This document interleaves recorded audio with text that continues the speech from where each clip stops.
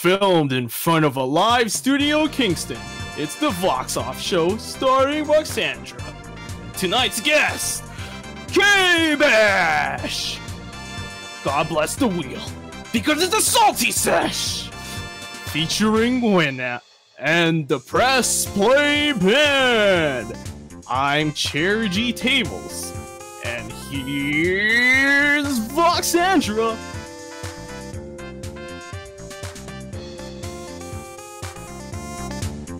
Hello everyone, and welcome to the Vox Off Show. My name is Voxandra, and as always, my co-host is here, Chair G Tables. Whoa, what up? Hello. Tonight is a fantastic show. Our lovely band is here once again, and I read the wrong thing. We're very we're very professional here at the Vox Off Show, and whoever just had that teleprompter will be promptly fired for doing this to me. How dare they? How dare they? Tonight our guest is KBash, a YouTube video essayist and self-described Screech Boy. We're gonna have a chat about video creation, perhaps some fighting games, and why you should care about The Legend of Mana Remaster in a few months. We also have our fabulous band. Everyone, can we get a pause in chat for Winamp and the Press Play Band?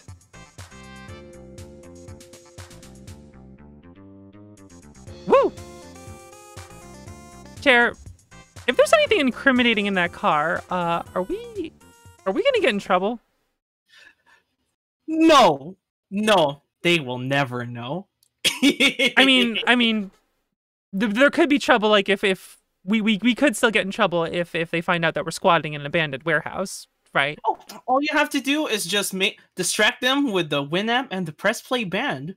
I guess, but what if we get the band arrested? That doesn't sound good. Jeez, I don't want to get the band arrested. The Winamp, they can.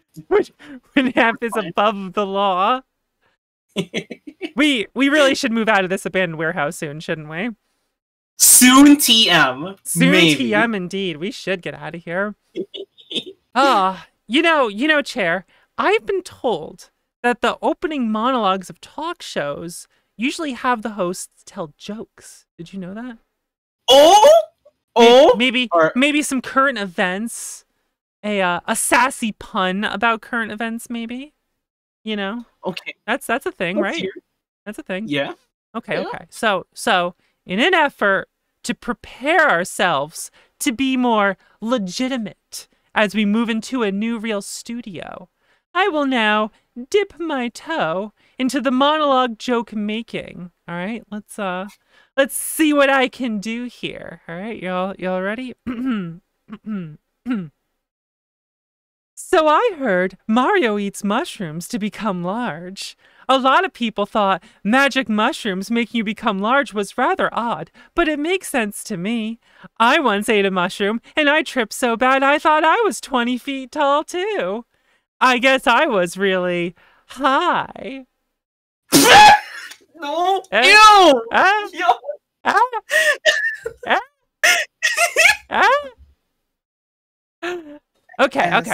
Okay, that one was bad. I'm sorry. That one was bad. All right, let's try this again.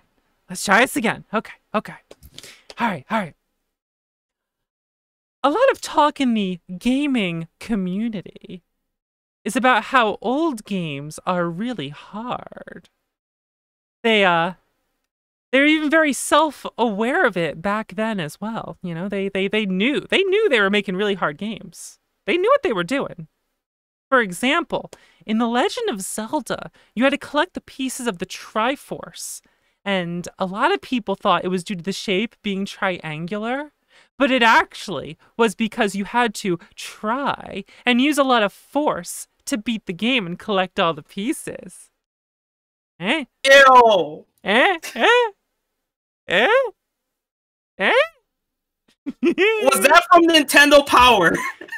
No, I am in fact writing my own jokes. Thank you very much. I write my own jokes here. I in fact, these are all Voxandra originals. All right. So that one wasn't any better. That one wasn't any better. So give me one more chance for tonight. Okay, chat. One more chance here. One more chance. You ready? Ready? Okay. Chair. Yeah? Do you know the difference between video games and the ceiling? They're high up there? No, it's because I can appreciate the ceilings, fans. Hey! Hey! No! How's that? How's that? Bad. Gamers and gentlemen, we have a wonderful show for you tonight, so stick around, and in a moment, Chair and I will have our week in review. Hey everyone, KBash here from YouTube, and you're watching the Vox Off Show with Voxandra and Chair G Tables. Now let's get into the schmeat. Then you fight the mage who dunked on Durin, except I've killed approximately 10,000 of God's creatures with my bare hands, and these two guys watched me. You know what that means?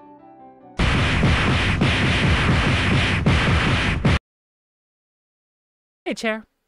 How's it going? Oh. How are you? Was that Mana? That was some Mana. That was a clip from Seiken Densetsu 3, known as Trials of Mana in the West. However, I tend to not refer to it as Trials of Mana because of the remake. Well, what I end up doing is I call the Super Nintendo version still the Japanese name Seiken Densetsu 3, and then I refer to the remake of Trials of Mana. I thought it was Seiken Densetsu 3. What was it? I was Seiken Densetsu 3. Is it Seiken? Seiken. Oh God, I've been saying it wrong this whole time. No one's corrected me. No one's fucking corrected me. You're right. It's Seiken Densetsu. I've been calling it Seiken Densetsu. Oh my God. Oh my no one corrected me. No one. Oh, good thing you have your co-host right here to correct you before you embarrass yourself even more. Further on my own show. Yes, thank you, Chair, for looking out for me. I appreciate it. Chair, how was your week? What'd you do? Oh my gosh. Let's just say I finally set aside the time to build this bootleg arcade cabinet, and I'm pretty sure some of your friends have come by and saw what weird things I have been doing here. That's true. I've been watching you put together the really cool Lame Dimension arcade cabinet.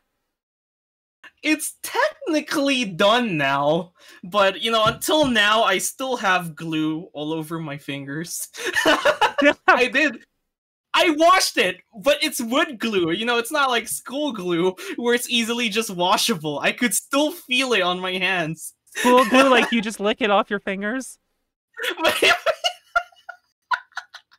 I ate school glue when I was a kid. Chair, I feel like that's one of those things where like you didn't have to say it. We knew. We knew that. we had an understanding. But yeah, this cab is technically done. There's some issues, like this computer just sucks, so it freezes from time to time. But like it's because so this computer, we call it the Kimura computer because Maple Java gave me this computer, and of course I name my computers based off like where I get them from. So like the computer that I use for streaming, I got it from this Smash 64 player called Girth Daddy. So, and then that computer, it has some missing parts, and I took some of Kimura's parts into there, and now I called it. Now this computer is called Girth Mura. Girth Mura is the name of your computer. Yes. Thank you. I'm gonna lose my fucking mind. Friend of the channel, Girth Daddy. Okay. I've heard you say that name so many times, and it cracks me up every single time. Just like some of the freaking names that people use online in tournaments and stuff. Like, yo, yeah, here's my friend Girth Daddy. Here's my other buddy, Sex Organ McHuge. I don't know. Someone's just gonna roll up to a Smash tournament now with the name Sex Organ McHuge. Like, god damn it. Oh, but I have a good friend named Sex Rex. He's one of the admins for Midwest Speedfest and very good Puyo player. Oh, and he's the admin of the Pringles speedrunning. Without him, Pringles speedrunning would have never happened. Yes. Dude, like I checked the leaderboard history, and within 1 week, it went from only 2 people in the leaderboard to 50 people on the leaderboard just because of him. Fantastic. Fantastic. Also his fault. I love Pringles so much. So the arcade cabinet's pretty much done now? Yeah, it's pretty much done. I played Celeste on it, aka a game that you should have totally played during the BLM bundle. I still need to play it. I have every intention of doing so, yeah. And yeah, this is good. I was playing Under Night in Birth EXE on it, and it Midnight felt Abortion, good. Yeah.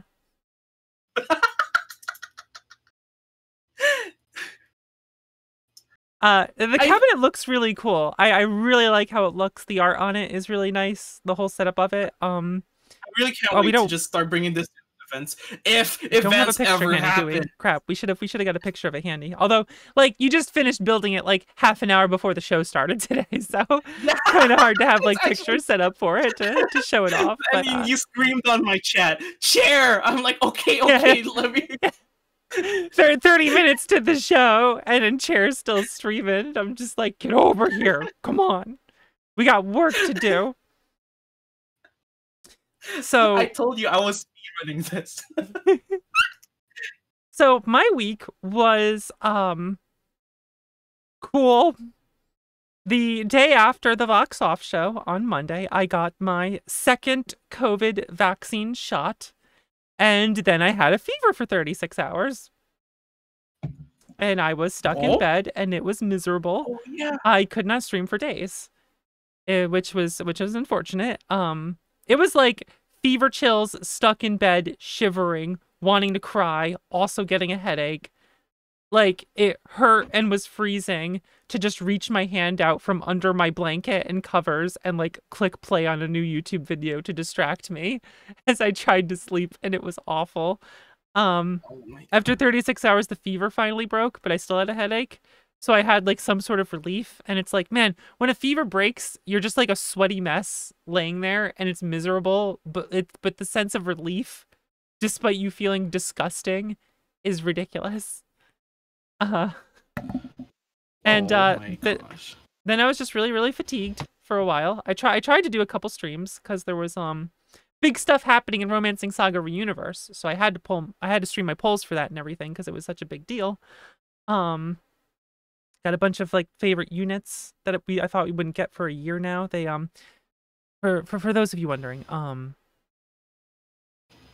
Romancing Saga Reuniverse is usually a year behind the Japanese version. There's a delay. They've been speeding us up to catch up a bit, but they just dropped a banner that came out in the last month in Japan on us now to celebrate the release of Saga Frontier Remastered.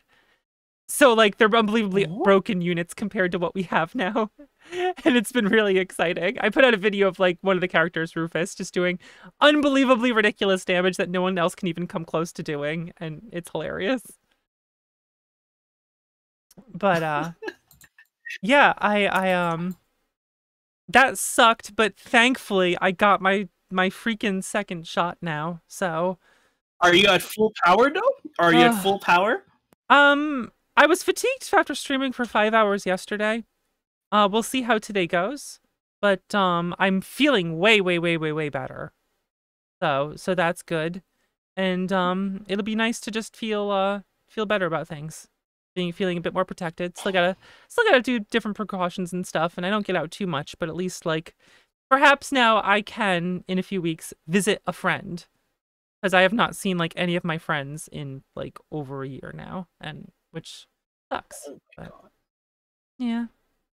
Other than that, now you can go. What were we gonna say?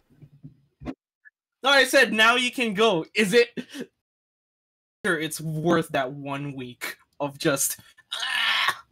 Oh, I mean, absolutely, it's worth it. Oh my goodness, to be vaccinated and protected, it's absolutely worth it. Like that's one of those weird things where like I'll be talking on social media, like I need to let everyone know I'm miserable and why, so I can't stream.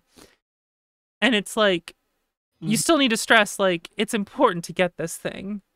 It's absolutely important, even if it sucks and makes you feel like crap. I know most people are not gonna have happen to them what happened to me. I just I'm ready for the second one. Yeah, most like the second shot does suck for a lot of people, but like I feel like I'm one of the outliers with it, and it's also because I'm predisposed to migraines and things like that. So that's part of what made it worse was getting the migraine while doing it, because which I knew would happen, but that's just kind of how it goes, and yeah, now I feel better. I streamed Donkey Kong Country 1 while I was feeling a bit better. I did a stream of that. Yeah, I was actually wondering why Donkey Kong Country won out of nowhere. I needed to play something that I knew would only take a couple hours. I felt like it shouldn't just be Mega Man X2 again, because I do that way too often. And I was just like, I've not played Donkey Kong Country in so many years, and I love that game. It's really, really good. So I was just like, you know what? I can handle this. Let's go Return to Monkey. Oh, speaking of games, that's not very long. I forgot to respond to you about X4. your microphone is cutting out. Oh, is it? It was cutting out before, yes. Hopefully it's fine now, okay. But... Okay, we good. You were mentioning Mega Man X4? Will we do it one day? Yeah, I would love to do a race of X4 with you, but I was asking, are we going to do it with X or Zero? I'll let you know after. What do you mean you'll let me know after? Okay, let's settle this now. X or Zero? Well, okay, let me tell you something. I prefer playing Zero, but it seems like you love X so much, and I'm totally down to just play as X and always hear, take this! I would have said the race would I would want to do the race of Zero. Oh, okay, then we can do Zero. Yeah, that sounds good then. Then yeah, we should do a casual race of X4 as Zero when neither of us know the speedrun route. See, I kind of want to learn the speedrun route, so we should get on doing that so we can get it out of the way before we learn anything. before we taint this challenge by actually learning real tricks and things. Just the route, right? Not really the complicated stuff. Yeah, well, there's some stuff I want to learn it because it is fun, but which it's funny. My Mega Man X mid-month marathon was well, we already talked about that, but it's funny how it's getting faster. So now I'm gonna have to do things like, all right, we'll take X5 and I'll actually do all stages X5. Because, like, the stream's eventually going to get so fast that it's just a normal stream day for me to play the 6 games in 6 hours. And that's like a normal stream time. I'm like, oh, okay. I guess it's really not much of a marathon if it's just a normal stream day.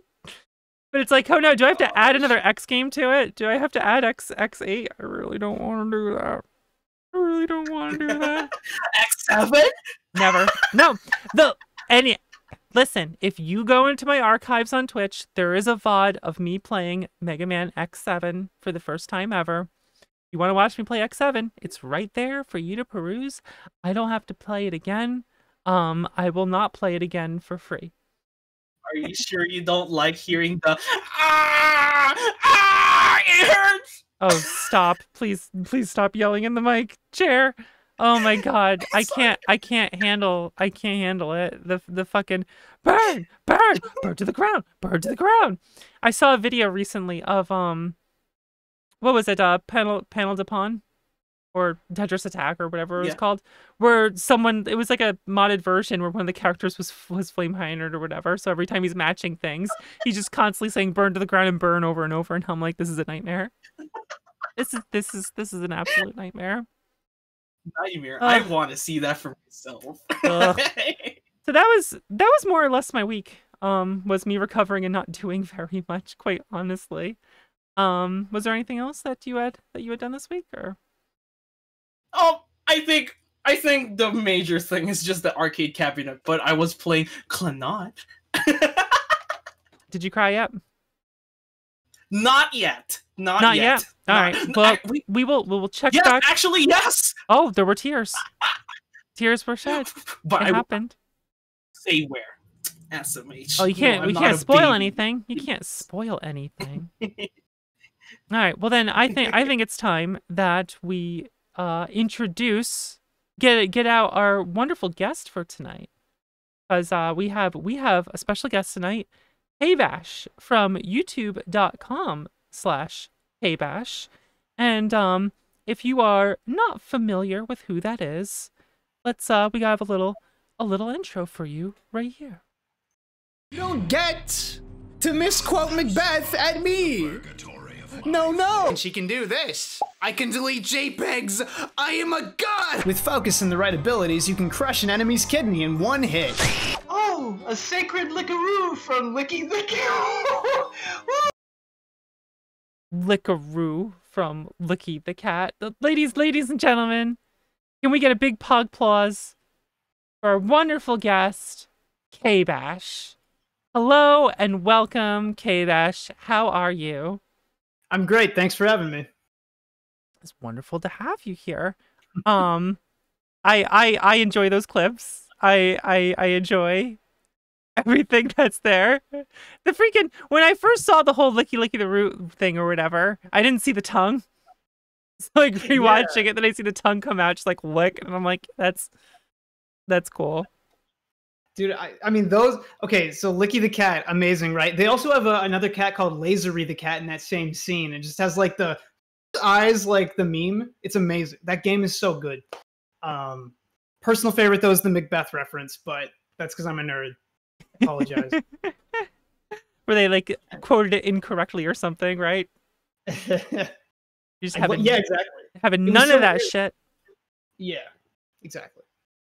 All right, so let's start this little interview at the beginning. All right. When did you start creating YouTube videos? I'm trying to remember myself. No. Okay. I'm pretty sure the first video was middle October 2016. Because I had just come back from South Korea, where I was teaching English for a year to make money, to get married, and then et cetera, et cetera. And I'd been planning doing my YouTube channel the entire time there, so I guess I had the benefit of, like, a year's and for all that extra work I did while I was in Korea, the show was trash, and we got way better in 4 years. That's nice. Where we're at today. Nice.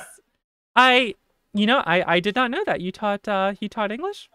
Yeah. I mean, I know this sounds weird. I guess I'm more open about it now than I used to be, because I was hiding behind it, but I am accredited to teach high school in my local school board. But I had a really I'm not gonna lie, the job did not click as well as I hoped. I mean, I did quite a bit, but my YouTube started taking off, and I saw an opportunity, and I took it. So here we are.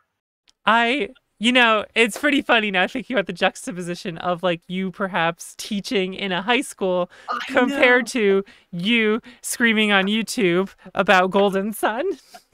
I know there's something about, like, there's something about, like, ooh, Licky the Cat, and then, like, hard cut to, like, yeah, and that's how you do paragraphs. It's just, it's brutal. But I mean, whatever. Like, I've lived between that academic sphere and being a jackass sphere for my entire life, I feel like. So it's just how I am, So you just switch. Does this mean that like nearly every video essayist is someone who perhaps studied English or went into teaching, saw there's like no fucking money whatsoever in it anymore, and it's miserable and everyone treats you like crap, and you're like, you know what? I'm gonna put this essay making skills into use. I'm gonna write essays and then read them on YouTube. Well, okay. That question has so many layers that I'm interested in like going into. But specifically, okay. Video essayist, first of all, is such a weird word because I never have used that for myself, but I do get it because the academic vector to my content does exist, right? Mm-hmm. But I've also been historically a reviewer, and that's what I set out to do until I got, around more people who were essayists. And then I was like, oh, I'm actually capable of not being as stupid as I appear. So like, maybe I should actually try on occasion to show that I do have like 3 brain cells instead of just 2. The fabled third brain cell. How can we find this? The technology. My goodness. I'm sitting here with like 1 3/4 thinking, damn, I'm almost at 2. But it's not that like I'm even that academic or anything. I mean, I only effectively have a bachelor's and then a diploma, right? So like I'm not some actual big think brain. So I'm trying to like, I'm balancing the reality of my intellect and the functional degree I have, I guess. I don't know. What the heck? Oh, but video essayists, sorry, are they all academics? A lot of them are, or yuppies. No offense, because technically I am, I guess. You know what I mean? I know what you mean. No, I totally get it. I just, it's funny. Oh, go on, please. Sorry. Oh, I was just gonna say, it's the funny thing I noticed is that I think there's a lot of popular video essayists and whatnot, and I mean, you're more into like the gaming, reviewing, stuff like that. Sure. But it just makes me think how like it seems like a lot of people with English degrees, after being told constantly you can't do anything with it, and like feeling like they've been suckered into it by everything. It's like, you know what? I'm fucking smart. I got a lot of skills. You made me write a million fucking essays in school and learn how to write and do all this bullshit. Yeah. You know what? Fuck you. I'm going to write about whatever the hell I want, no matter how silly or interesting it is. I'm going to read it on YouTube, throw in my sense of humor in it, and screw you all. I'm making money. And I'm just like, I applaud, like, good for you. I'm glad.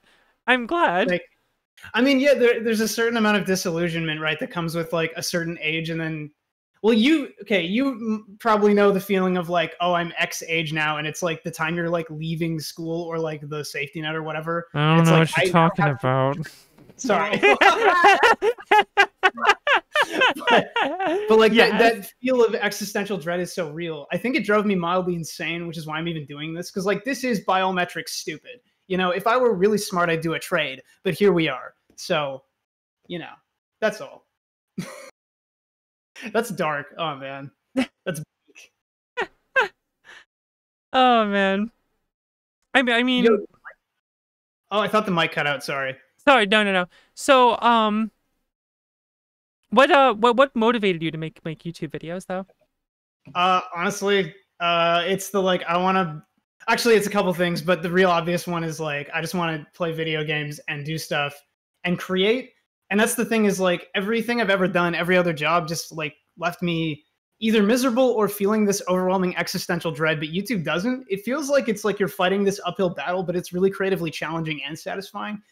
And I mean, I've almost quit a number of times in the past for like various reasons, but that fight keeps it alive, I feel.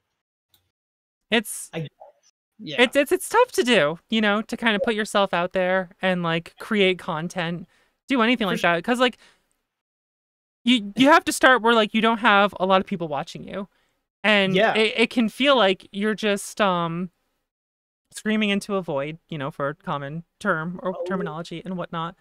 And it's tough to stick with it sometimes. Like you have to enjoy doing it. It's definitely not a doing it for the glory type of situation, which I'm sure everyone's heard a million times, but. Oh, yeah. No, all that is so like small YouTube. And if anyone is in the chat, a small YouTuber, like, and I know radio silence when you upload stuff is like the true killer. That stuff drives you actually insane. Like I'd rather get negative attention than like nothing pure, like, cause you just feel like you don't exist in a world that's already like feels like it's crumbling around you at all times. Yeah. Deep. Shit. Yeah. Yeah. Oh. Yeah. Yeah. And it's tough because you don't know if it's like, am I being entertaining? Are people liking what I'm doing? And it's like, I think for the most part, it's just like, no one knows you exist. No one sees it. No one knows it because it's not just the whole creation standpoint of it. It's the whole advertisement aspect of it. And I think that catches people off guard. Yeah. Like, you have to be able to advertise yourself because a lot of platforms are not going to do it for you, even though you're on the platform, because there's just too many videos being made, too many streams out there, that it's like, how's anyone going to find you, right? That's the tough part. Not only that, like, you're going to take in selling yourself, which I did to Reddit many, many times many years ago, and I just stopped doing it entirely. But like, you will get told you suck so many times. It reminds me of a quote about Daigo, I think, like Daigo Imahara, where he was like, he had like lost the most, even though he's like this legend, because he like worked his ass off so hard. Like, you have to take so many L's back to back. So you really do have to want it and like push it. And yeah, I would have quit again multiple times. I just also did happen to get lucky as well. So I don't get to be like, I'm some super like hard worker. There was the like luck factor too, of course. Yeah, I mean, it's a factor, but you still have to it's the combination. Yeah, you have to persist, you have to work hard, you have to put something out there worth watching, but also, you know, both a combination of advertisement and luck that eventually builds up momentum and whatnot. There's the other thing. There was times, I don't mean to like talk over much, but there were times when I did, in fact, work like full, you know, I was doing teaching work full time, and I came home and just did YouTube until bedtime because I just wanted it that bad. Like, because it felt like, this sounds super depressing and weird, but I tell you, on God, like in those hallways, when the sun is coming down, you're looking down the hallway, it's just empty and it's just sunlight. And you're like, I could literally just die here. Like, do you know, you feel like you've aged 20 years just by looking down a hallway. It's so creepy. I don't know. I kind of get what you mean. Cosmic last resort. That's all. That's all. Oh man. Well, listen. We got a lot to talk about today. However, there's some unfinished business. I can talk today. Unfinished business between Chair and I for tonight. We have a salty session that needs to commence. And KBash, would you be so kind as to commentate this battle of wills? Sorry, I got so eager. I cannot wait to commentate your battle. Fantastic. Well, that means, ladies and gentlemen, that we need to step away for a moment and head to the wheel. The wheel of the salty session. That is right. Ladies and gentlemen, welcome to the wheel of the salty session, where Chair G Tables and I compete in a competition of wills, a battle of skill and perseverance. Chair, what games do we have on the wheel this week? All right, yep, that sounds appropriate. No, I just can't wait to beat you up. What? What? Listen, the score is only 3-2. Okay, it's pretty close here, and it could go either way with what's here. You see, I could probably beat you up in right here on the wheel. We got Ultra Fight the Hyunta 2. This is true. Maybe. And then we got Sailor Moon S. Maybe. But then there's the other two that you might have an edge on me, but don't take it easy on me because we have Capcom versus SNK 2. I played a little. And then Super Puzzle Fighter 2. Uh-huh. I haven't opened that in a bit. Oops. Oops. I haven't had much other opened either in a while, so I think we'll be all right. I think we're both appropriately rusty for what's going on here. Chair, do you have any what are you hoping it lands on? Well, wait, I just realized something. Every entry here has a 2 except S.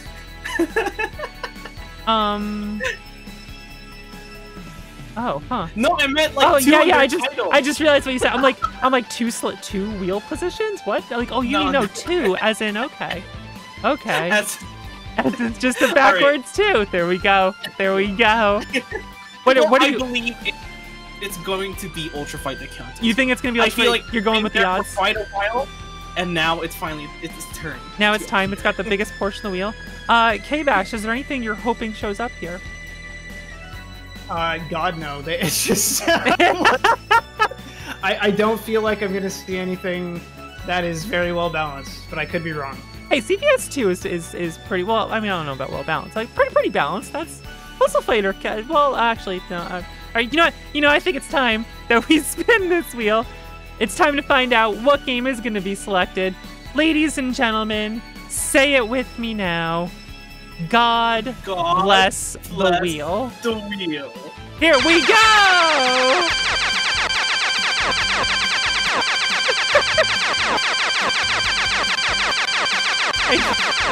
What? Why do they say God bless the wheel? Well, you see. Alright, what's it gonna be? Oh, it's Sailor Moon S! Ultra Fight Kianta is not happening yet again. It's Sailor Moon S. So many things it could have been. Okay, everyone, we're gonna go set up the game as we have a short commercial break from Lame Dimension. 1 moment, please. Here we go. Hey you, over here! Hey there, it's me, Tito. You ever heard of this cool game called Super Lead Chop Double Laser? The game where you can do all sorts of cool things, like this awesome ability where you can absorb enemy bullets. And then you can use the bullets you absorb as your own. In addition to that, you can shoot to the beat of the song. Your attacks will be much stronger.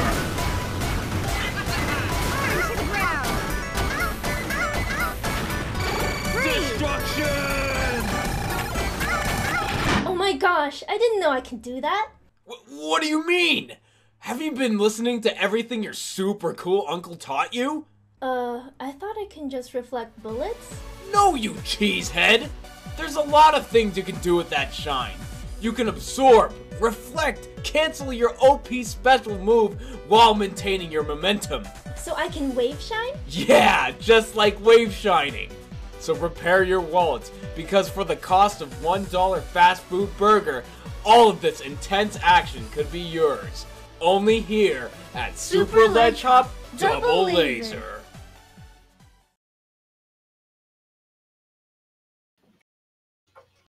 Hello, everyone.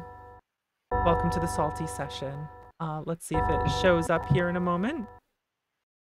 It should. Oh, I see why it's not.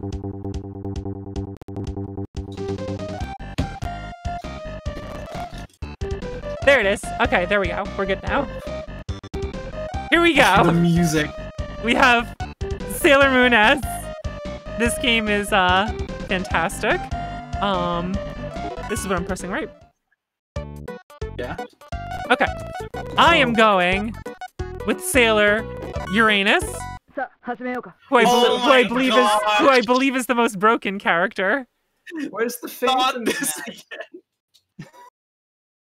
All right, here we go. Are you ready? I'm ready. Oh my lord, the hitbox. Okay, Tibiusa getting in some damage in the corner, putting her down. Uranus fights back with hard aggro.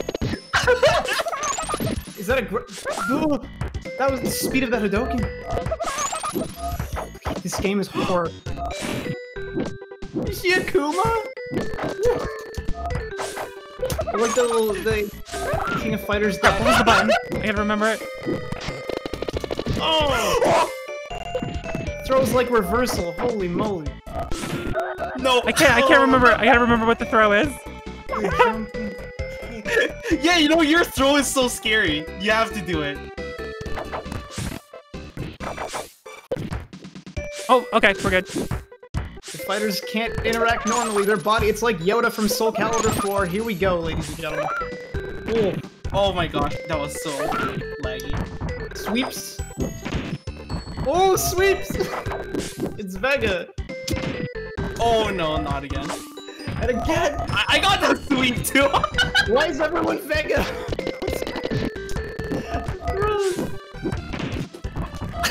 What is that? No.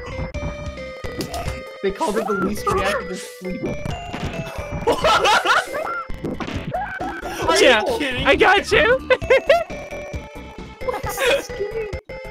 Why is this game so good? It's crazy, it's amazing. Good music though? Oh, the overhead? That was dirty, it was so fast. Okay. One of our contestants has to prove that this is not Sweet Fighter. Sweet Moon. S. That's why it's S! Sweet! Okay, sorry. Figured it out! Anyway. Oh, it's so vile. Oh no. That was a good comp, I like that. It feels hard to get the throw out.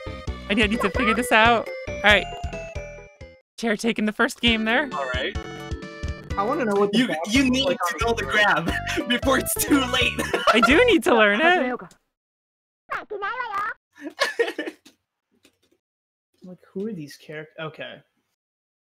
Who are these characters? The characters. Sorry. I'm just like, never mind. I did not watch that show. What? I know a couple. Wait, is that an anti-air? Is that an anti-air on the Is that an anti-air? That'd be fantastic. That hitbox is ridiculous. Oh man. No. Chibiusa putting pressure. Uranus fighting back. Oh, the air. Oh gosh. The dash. Either one could sweep. No. Gotcha. Your legs are too long. Look at how long I know, your legs they're are. ridiculous. They're longer than your body. Booted in the face. Long woman legs boot her. Oh, the corner pressure. Does this game have where you can? I don't see it. I'm guessing no. Or these characters might not. No.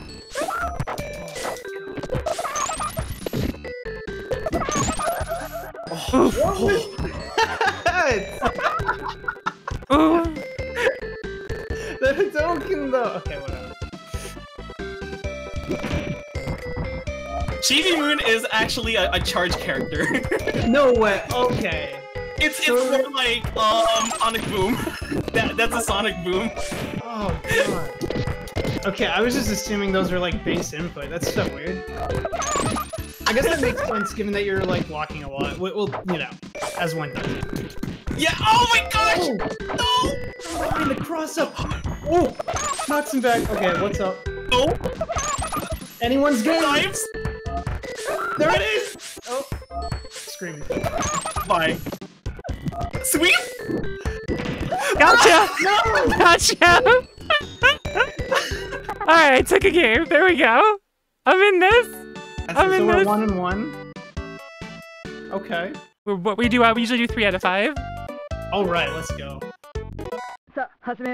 Oh. Are these your mains though? Yeah. Apparently.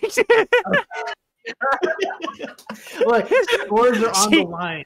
She is now. My Capcom points matter. Let's go. They do that. Well, ever since I found out that Chibi Moon has a foot dive, I can't refuse that. Yeah, what is that? Oh, looking like Street Fighter 4. What is this game? Oh my god! The vortex. No. No. Is that anti-air? Oh lord. Oh.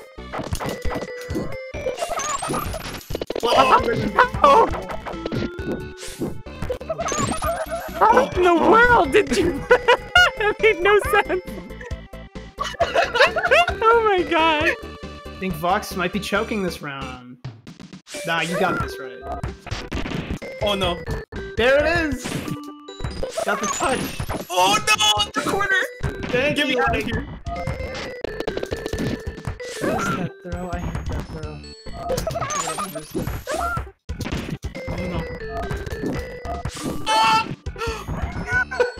No one should be able to dash that far in a fighting game. That's criminal. It covers full screen. It's so ridiculous. The dash is full screen. That was painful to watch. Gotcha. I just realized my facial reactions aren't on screen. I just had the stankest face when I saw that. Please. No. Give him the leg. Get me out. Get you down. Let's go. Let's go. I did some real shit. Let's go. Oh my gosh. Jeez. Uranus the Hunter. I'm feeling the OP energy. Listen, the top tier character is super tall, gay, and long legs. We got this. I got this. I'm feeling the energy. Oh, man. The lesbian energy courses through my veins.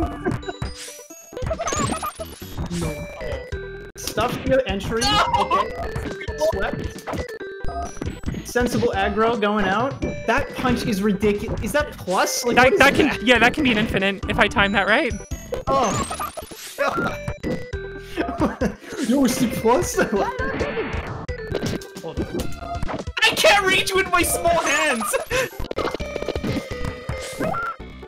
Oh, the child like that. Get out of here. Let's go. So was that a power wave? Let's go. What else does she have? Like, these characters are ludicrous. Okay. Yes! Yes! Okay, that crossover. Oh, the crossover text! Thankfully, Dash gets out. Hella damage on the throw. In the corner, Uranus. No. Counter sweep. Oh my goodness. My goodness.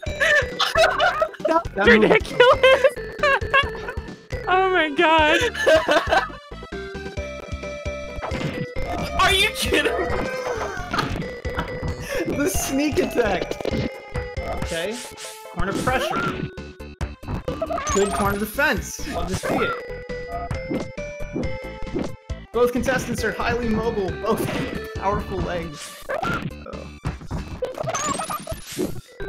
Oh. Oh damn it! Didn't come out. Normal Street Fighter 4 players are sweating at the thought of having to play this. Oh, you took it. Shout out to you so being rough. so tall. Yeah, right. Exactly. I keep messing up the throw. The 360. This is intense. Is this the tiebreaker round? This is it. Oh, we here we go. do 3 out of 5, so. So I'm just enjoying this beautiful game. Sweep! This is sweet. Oh. No! Yes! Okay. Both contestants know their buttons well. Oh, damn it, almost. Yes! Oh, what? It went so far. Oh. This is literally vile. Oh my goodness! Oh my goodness! Her throat that seems to have like ridiculous priority. I swear. Power Wave never wins. What's up with that? No. Why that goes so far? Oh. These throws are on point. No! Really know what they're on about. This is great. What? You grabbed me out of the slide! You're in his grapple get. Oh. Just like. Oh! I did it! Oh my god! Oh my fucking god! I was ready to call it. What? Okay. This is match point, I think.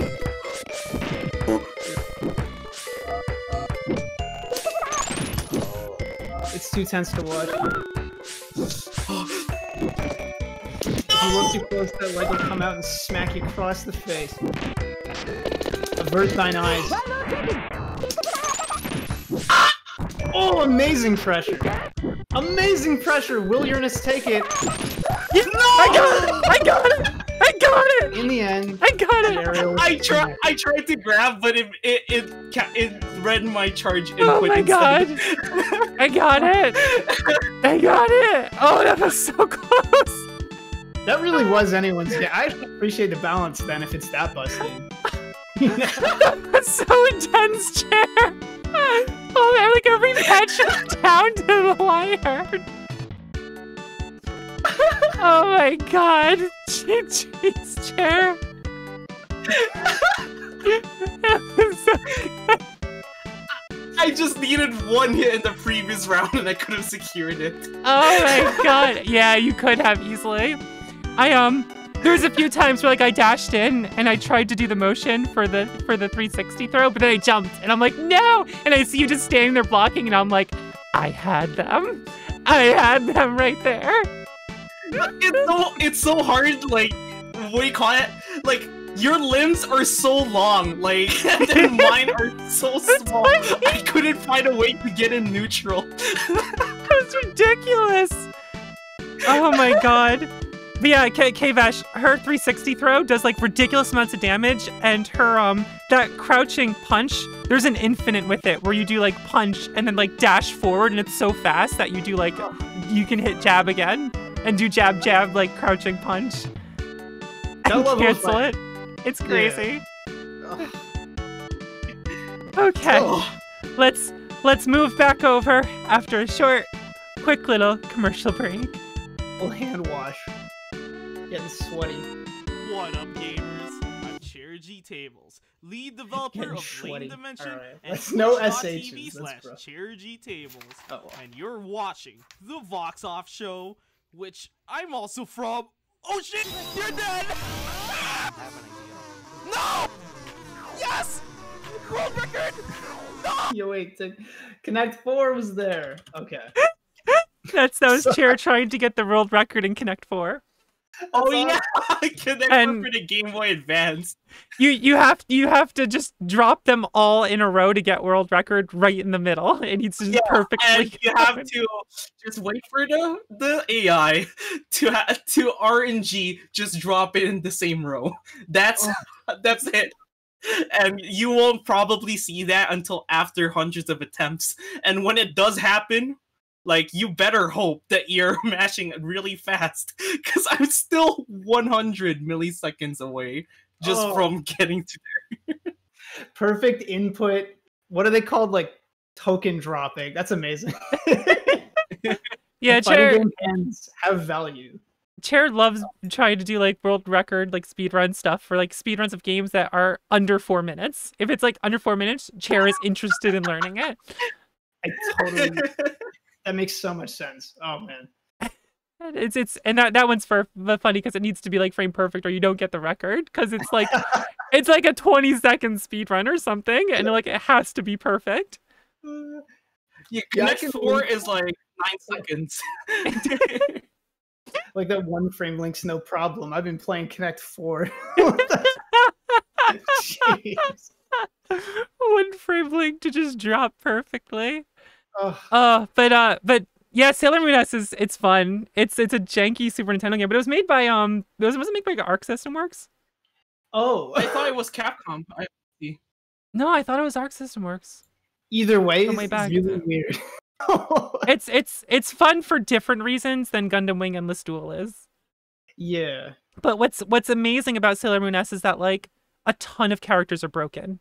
Like there's so much fun, absurd shit for multiple characters. And it's crazy. Like, it leads... If you watch, like, tournaments of that and, like, finals and shit, it's so entertaining because of how ridiculous every character is. Yes, it's Arc System Works. Yeah. Oh. So strange. So KBash, I believe that you were into fighting games a bit, correct? That's true. Even though I keep using that word poser because it's true also. You know. I think we have some clips here of you playing Smash from one of your older Smash videos. Let's go ahead and show this here. I watch this. I'm gonna terrify this man. Oh, Look out! I'm gonna do a move! Face in the shadow. Scared him right off. Tip for all you aspiring players out there, don't stay on my land and then sit at the tip of the edge. Idiots! Poke him off the stage. There's another one. Covers option. And there you go. And oh my god. He's not coming back. I was so toxic. This man, he did come back. God bless. Put me down already. And here he comes. And there he goes. People like to say, "Oh, oh." Oh No words, God. really. I mean, I was gonna say, actually, where do I'll let you start because you probably know where you want to go with this more than I do. Well, I'm actually not experienced in Smash at all, but like I think like I remember when I first started watching your channel a long while ago. I found those old videos and I watched some of them, and it was very entertaining. Like it was just funny because you were being so goofy about it. I'm glad you enjoyed it. I was gonna say I'm glad you enjoy those because like I go back and I like shrivel into myself and explode. Like I don't know, I collapse. Because there's there's only 2 of them, but like I was just such an obnock, and it's like I can do that for a short sustained period, and I do enjoy it sometimes. And my friends were like, "No, the videos are funny," but it's like there's something about it. I think it's because I was trying to do the academic thing, and it's like this clashes so hard with that image. Like okay, that's kind of true, but also it is fun that the person who tries to like take an academic look in videos and stuff also can kind of let loose a little bit and say funny catchphrases as they dunk on someone with Ridley. Yeah, dude, and I wasn't even good. That's the thing. Those videos are so painful to go back to, partially because it's like, why won't he just fucking fast fall? Why can't he do any tech? And it's like, because I literally didn't know how to do tech. I'm not here to do tech. I'm here to entertain. Yeah, exactly. And that's been my outlook on fighting games and YouTube in general, is that like you can't hold yourself to like perfection anyway, realistically, or nothing will happen. Like, don't let perfect be the enemy of the good, etc. But right. No, yeah. it makes a lot of sense. Do you? But those videos, they're unlisted, but they are available if you find the playlist. I got to see them before they were unlisted. Ooh, I'm part of the privileged few then, I suppose. Part of me wants to go back and make another one just because it's like I've gotten so much better at, and those aren't even my characters that I play, so it's like what the heck? They were just who I was starting with. It was Ridley and Snake, but I'm a little better now. That's all. Nice. Now you have another video you sent me here, and I believe you put the word poser in the name of it, involving it. So let's bring this up first for people to see it, and then we can comment on it. Yo, get him with the hitty, son! Damn! And I gotta say, I don't get it. What? Everyone online is dunking on the netcode. Oh my god, the netcode is garbage. Goddamn fighting game companies. Code the net. Code right! So you said that this was an example of you saying the wrong thing. Can I do a little tear about fighting games for a sec? Yeah, let's go. I've been a fighting game poser for a long time in the sense that I have not, I live in Ontario. I live in a small city. I don't have immediate access to tournaments or anything. The closest we had was a local Smash tournament. I'm not part of the FGC properly. I'm just like someone who's interested in fighting games casually. So I've covered a lot of fighting games. I started with Soul Calibur. I did a lot of stuff. A lot of people hated me at the time because like I just dropped a bunch of opinions because that's what I did. And I was a lot less restrained back then. That game, when Grand Blue came out, I saw everyone dunking on it, and I was super into the idea of playing Grand Blue because it looked so nice. Mm-hmm. But I was, you know what? I'm sick of this trash. I'm going to defend packet loss, I guess, and for some reason, simp a corporation. And it's like, no, hold them to the fire every time. They're probably so rich, it's disgusting. For sure. So, that was one of the times in a fighting game review where I holy crap, screwed it up. But like, I was just so salty that everyone was like, I didn't want the game to come out and just die like that, you know? Right. And it did have a base at the time. There was what is it called? Ronin Rumble, a Twitch stream that was running tournaments specifically for the community. I thought it was like, just kind of like, I didn't want it to die. That's all. But we got to be better. Sense. Yeah. But again, I do screw up from time to time, and that does like dovetail pretty well with like the entire channel philosophy is like, I will screw up fairly frequently. I would say, but we're always going to keep making stuff no matter how many like nasty words you see or whatever. I realized at a certain point that like all my favorite YouTubers get all kinds of horrible comments. Even professional authors I've seen get like, "You're not even a writer. Shut up. You don't get to talk about writing." And it's like, you can talk about anything you want to. Just talk. I mean, we got horrible comments just from people trying to troll us during the show tonight now, just because we have the LGBT tag on the stream.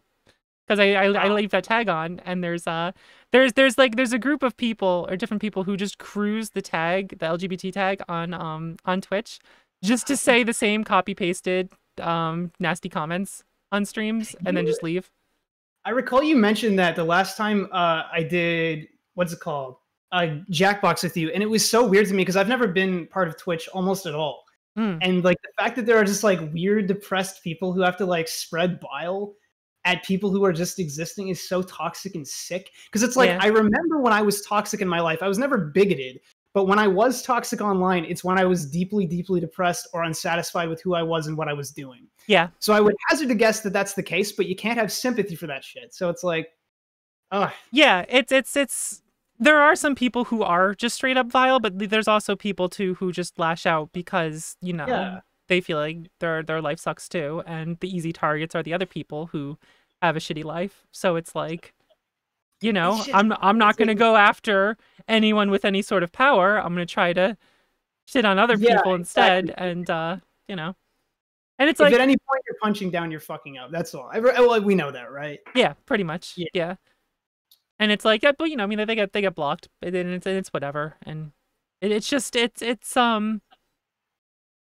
you know, you have to learn when you see it with comments on YouTube and things like that, and in chats and stuff, that it's just like, it not to like have it get you down, because it shouldn't and doesn't. It's more just like, that's pathetic. Oh yeah, like that's just a pathetic thing. Yeah, it often feels like the world does want you to fail or whatever, but it's never like the world. It's just like that like weird. So what is it called? That like fragment of humanity that's like particularly nasty. I don't know. The world is not terrible. It's just mostly terrible. That's all. Yeah, that makes sense. That makes sense. Or at least there's pockets of good for sure. Pockets worth saving. Yeah, I can agree with that. So we were mentioning what was it with fighting games and whatnot, and like the netcode, like, well, I'm sorry, not wanting a game to die. I think it sucks that so many games now come out with garbage netcode that make it impossible to play online, so the game just dies. It'll just die. No, I'm like one of my favorite characters from Capcom vs. SNK 2 was Hibiki, playing that game like 2 decades ago. And it's so cool to me that she's now in a modern game in Samurai Showdown. So cool. Hibiki's amazing. I'd love to play as her in a game. I'm never touching Samurai Showdown. I heard it doesn't even like have online. Like, what the hell's going on? I thought it did have online, but I also understand it was pretty rough. Though, well, I don't know. Oh man, I wanted to play that game so bad too. Yeah, and it sucks because it's like the game. If a game has bad online for me, it doesn't exist. There's no reason for me to ever touch it. Exactly. No, so that's the thing is I'm such a casual. It's like I hate lag online, especially in Smash or whatever, where it's like I need to perfectly like move my character X or whatever. But like in 2D fighters, when I'm playing in like trash tier because I suck, it's like I don't care that much. But I do understand, and especially for long-term competitive play and like the scene, that stuff is necessary. Especially like I understand that dev teams have a hard time. Like Harada has defended it multiple times, not having proper netcode, I believe. Or saying it's like gamers don't know what they're talking about, et cetera, like quiet down. But you have to ask if you're a consumer, or else you get walked on. That is literally the bottom line, regardless of like either viewpoint. I believe.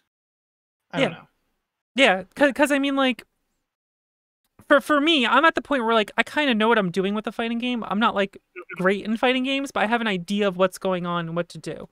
So if I'm playing a fighting game, I'm going to try to get better. I'm thinking about what I'm doing and what my actions are.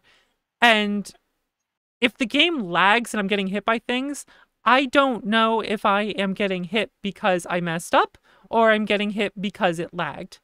I don't know if I'm dropping a combo because it lagged or because I mistimed it. And if that is the most frustrating thing ever in a fighting game, I might as well just not play, because it will upset me so much, because there's nothing for me to learn. So it's why am I playing a fighting game if there's nothing for me to learn or improve with? And I'm just kind of rolling dice at the wall. Oh yeah. It's even more bizarre that I even defended it when I think back to that, because like I have put down almost every fighting game ever that didn't have good online purely because I was like, oh, I can't play locally, right? Yeah, because like I'm not playing locally. Like first of all, there was a pandemic, so LOL stuff like Mario Party finally getting online after the pandemic is maybe finally calming down. They're like, hey, we have online now, and it's like, oh, that would have been fucking nice. but like I know it's different in Japan where like it just doesn't matter as much because the other infrastructure's great, so who cares? But it's like okay, but like the local scenes are much more accessible too, but I think what sucks is like what you said with a game like Grand Blue. It seemed like a really cool, great looking game that looks like it's a ton of fun. And if the online's bad, no one's gonna play it, and you're just gonna watch the game die. And it sucks. And I think it is fairly weak right now. I think the community's mostly washed up or dried up. Well, COVID, so not to blame the game if anyone's a fan. I don't know. I've been out of that scene for like since day one almost. I feel like any game that's like a new series or something that doesn't have rollback, no one's gonna play it. Like, why are you gonna give it a shot if playing it feels like dog shit? Yeah, and not to mention, like nowadays I think fighting game devs know they're like effectively committing like Twitter's seppuku just by like not having it because they know they're gonna exactly. And just generate a ton of negative press. But like, I am honestly glad we're at the point that they're getting reamed for it, because I don't think there's any reason that a fighting game made now should not be made from. I understand how difficult it is to implement it to games that don't have it, because that involves rebuilding the game from the ground up, and I understand that, and that it's just not feasible for a lot of like 7th, 8th gen games or whatever. But to make a new game and not have that in mind from the start is madness to me. That's just like, you're just going to pump out a game to make a few sales and then, I don't know, jerk off. Like, not care about the game and its longevity at all. Yeah. Why even make it if it's not like, I don't know. Some companies put into the world that they're like making art or whatever. And when they do it like that, it's like they've made trash effectively or chosen to let it die. And it's like, care about your child. Come on.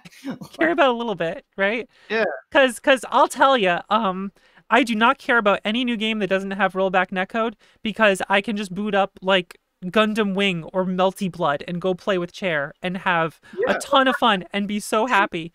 And like, I don't need some new game that feels like crap to play because the netcode's bad. I'll just go play GGPO implemented on an old game I know I like quite a lot. Wouldn't you feel that way about a Chair? Yeah, no, like, when you randomly ask me, want to play Gundam, I smile.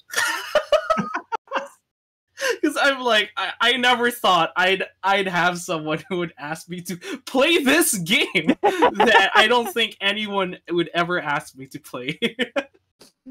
But it's like, we would rather play that than some new thing with bad netcode, right? Because like, we're across the country. Like, if our netcode's bad, we can't play the game. I'd rather play that than Smash Ultimate netcode. Sorry. Yeah, definitely. I wanted to get into playing Smash Ultimate with friends, but every time I play online, I feel like a complete idiot. I'm already bad at platform fighters. I have no sensibility with it whatsoever.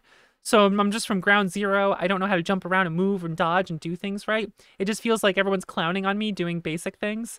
I'll read attacks and read openings and be like, oh, now I got it. I know what to do here to hit them, to get them to read my opponent. And the game's just like, no, my controller's sticky. Nope, button didn't work. I kind of have to like use a different character for Smash Ultimate if I'm playing online. Oh, because like I need easier inputs in order to get through, because I play Peach and there's a lot of technicalities that go beyond her. I'm so sorry. Trying to play that on Wi-Fi. I've been trying. It's horrible. Total nightmare. Ugh. And Nintendo, you just want to ream Nintendo because it's or strangle them because it's like, come on, you could do and use so much money, Yeah, and you that's the thing. just won't do it. Like, you know, that's the thing. We're talking about like big games that people want to play and spend money, and companies with the money to implement it, but they just don't. And it's like there's no excuse for that. And I'm so glad they're getting flack for it now. Yeah, I'm so glad because. Look at Kianta. It's like developed by just some homies, and they're stripping out the whole entire game and putting in the time to put rollback into it. They're getting good progress. I'll play Kianta instead of some other modern games then. I was gonna say, not to be weird. Speaking of platform fighters, it's just depressing. Like when Brawlhalla, do you know what I'm talking about? That cheaper looking platform fighter. I've played actually quite a bit of it. Unfortunately, it has rollback or like partial rollback implemented, and Smash doesn't. It's like, what is going on? And they actually have a tournament scene that's thriving. Like, what in the? Yeah, Rivals of Aether as well. It's getting rollback. Brutal.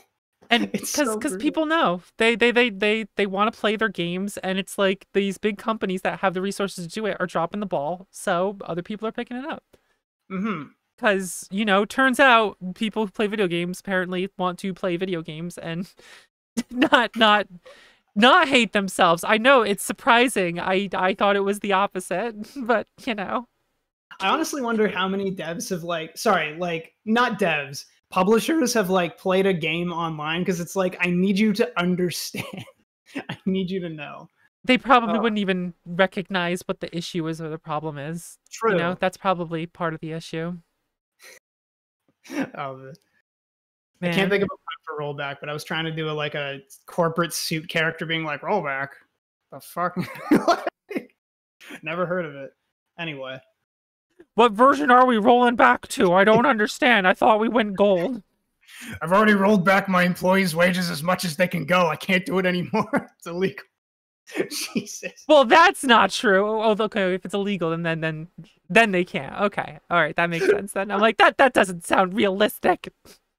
It can always go lower. Fucking Scrooge McDuck swimming in cash. That's so sad. God damn it. You can only laugh at a burning car crash. So I want to switch gears a little bit here, because I would like to compliment you on something. Okay. And that is. And that is, I really like the thumbnails to your videos, and I have an image here of a bunch of the thumbnails from your channel. Apparently, I watch your videos. I just took the screenshot, so there you go. No, nice. I didn't skip out some of those early. That's just YouTube just sometimes doesn't update it. Actually, I wasn't like, fantasy for Chads. Fuck this shit. I'm not a Chad. I'm out of here. Dude, I love those colorful thumbnails, though. That's the thing. I wanted it to look juicy. It looks juicy. These thumbnails are really fucking good. So, do you make these yourself? Yeah. One caveat is the single game reviews, like Golden Sun, Dark Cloud. Those are all done by my wife. Oh, but nice. Yeah. Fantastic. I really like them. And while I still have this up, I have another question for you. What are you going to do when you run out of series to review that have 3 games?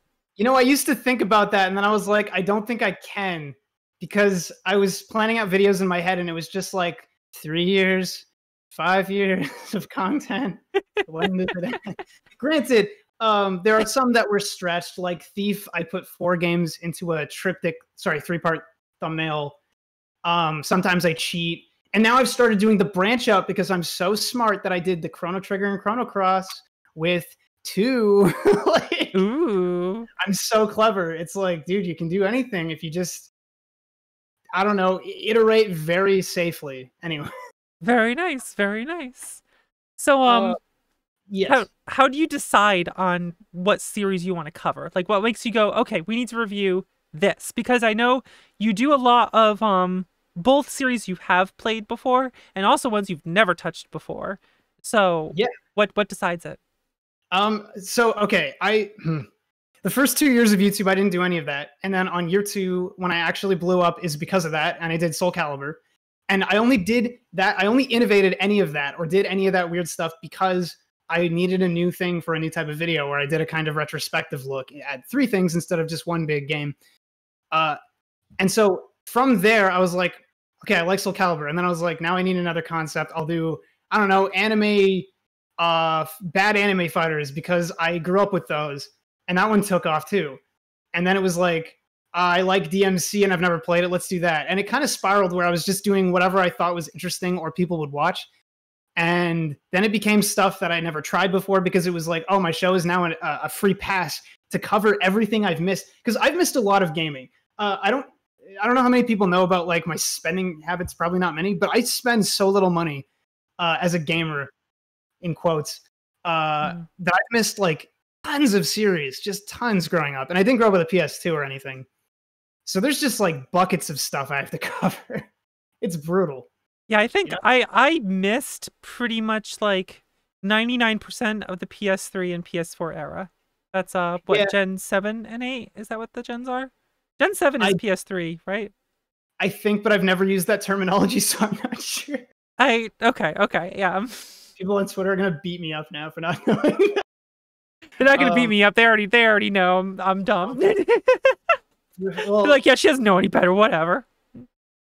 But yeah, I didn't play most of those eras just because like I was like an arcade gamer. I was like, I play arcade games. I'm playing Beatmania all the time, or playing some fighting games or MMOs because I don't like most of these things. I'm just gonna skip a whole generation. Yeah.